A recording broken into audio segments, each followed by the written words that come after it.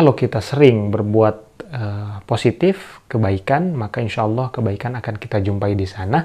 Pun begitu kalau kita berbuat yang tidak adil, yang tidak senonoh ya di tanah air, maka besar kemungkinan kita juga akan mendapatkan sesuatu sebagai balasannya.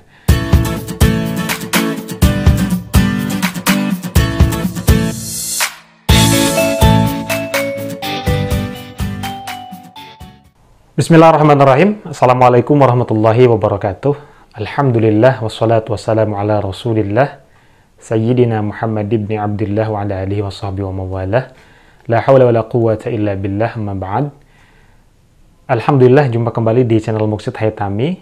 Bapak Ibu sahabat sekalian, mudah-mudahan berada dalam keadaan sehat walafiat, murah rezeki, dimudahkan dalam segala urusan, dan diberikan kemudahan oleh Allah untuk bisa menunaikan ibadah haji dan umroh ke Tanah Suci bersama keluarga tercinta. Amin ya Allah ya Rabbal Alamin. Yang baru bergabung di channel ini, mohon bantuan untuk subscribe channel ini, karena insya Allah setiap hari akan ada video-video seputar Makkah Madinah, cerita umroh, cerita haji, dan mudah-mudahan bisa menjadi pelajaran buat kita semua, terutama yang bagi jamaah yang akan melaksanakan ibadah umroh atau haji ke Tanah Suci.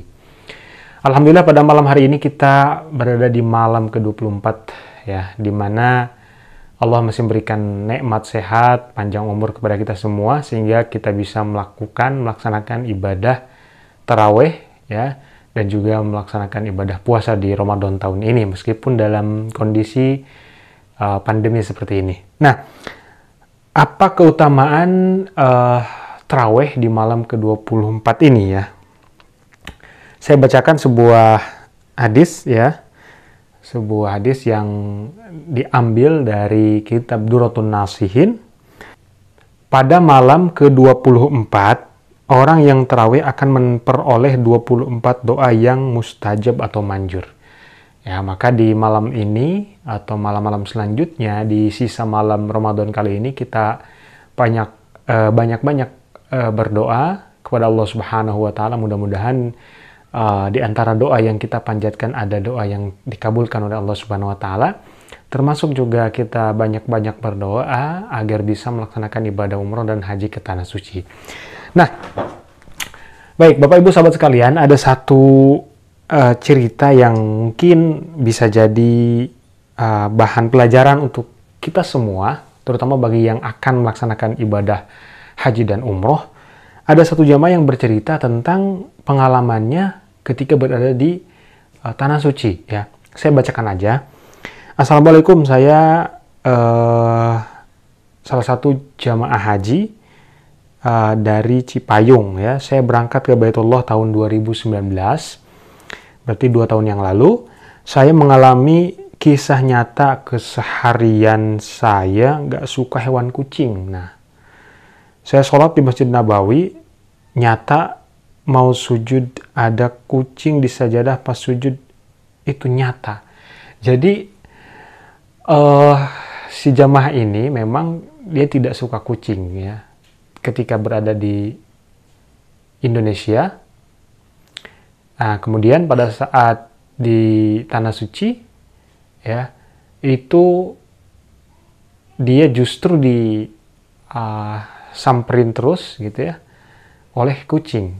Wallahu alam ya, karena selama saya menjadi seorang tour leader umroh itu saya jarang sekali menemukan gitu ada kucing yang masuk ke Masjid Nabawi atau ke Masjidil Haram, apalagi misalnya dia sampai ada di depan sejadah atau karpet tempat sujud. Itu jarang sekali, bahkan saya belum pernah melihat gitu ya ada kucing yang masuk ke masjid dan mengganggu sholat di jamaah di dalam masjid. Nah, sementara ibu ini merasakan setiap sholat itu justru seakan-akan dia melihat kucing di depan tempat sujudnya, gitu ya, seperti itu. Nah, apa yang menjadi pelajaran di video kali ini? Tentunya, Bapak Ibu sahabat sekalian, kita boleh mungkin tidak suka dengan kucing, gitu ya, tetapi jangan juga kita terlalu karena ketidaksukaan kita terhadap kucing misalnya, kemudian kita berbuat sesuatu yang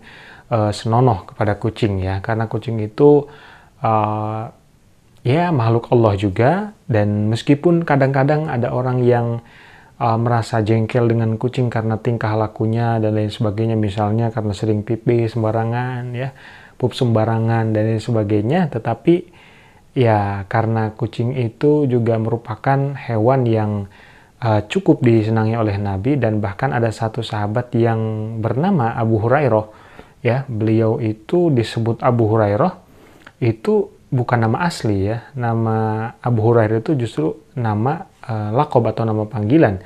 Kenapa? Karena beliau itu dalam satu kisah ketika akan melaksanakan sholat, kemudian sejadahnya ditidurin kucing, maka saking tidak mau mengganggu kucing, maka separuh sejadahnya dia gunting. Gitu. Jadi ia tetap membiarkan kucing tidur di atas sejadahnya, dan sementara sepotong sejadahnya itu dia gunting untuk kemudian dijadikan tempat untuk sholat atau bersujud. Nah, dari kisah singkat ini mudah-mudahan kita bisa mengambil hikmah atau pelajaran bahwa sesuatu yang kita alami gitu, kita lakukan di tanah air, ya, sebelum berangkat ke tanah suci, bisa jadi akan kita rasakan di tanah suci gitu, ya. Kalau kita sering berbuat positif, kebaikan, maka insya Allah kebaikan akan kita jumpai di sana. Pun begitu kalau kita berbuat yang tidak adil, yang tidak senonoh, ya, di tanah air, maka besar kemungkinan kita juga akan mendapatkan sesuatu sebagai balasannya, ya. Meskipun ya memang sebaiknya sebelum berangkat kita betul-betul harus sering beristighfar, memohon ampun kepada Allah Subhanahu wa Ta'ala. Baik, terima kasih atas perhatiannya, dan terima kasih sudah menonton video ini. Mudah-mudahan sekali lagi ada manfaatnya. Wassalamualaikum warahmatullahi wabarakatuh.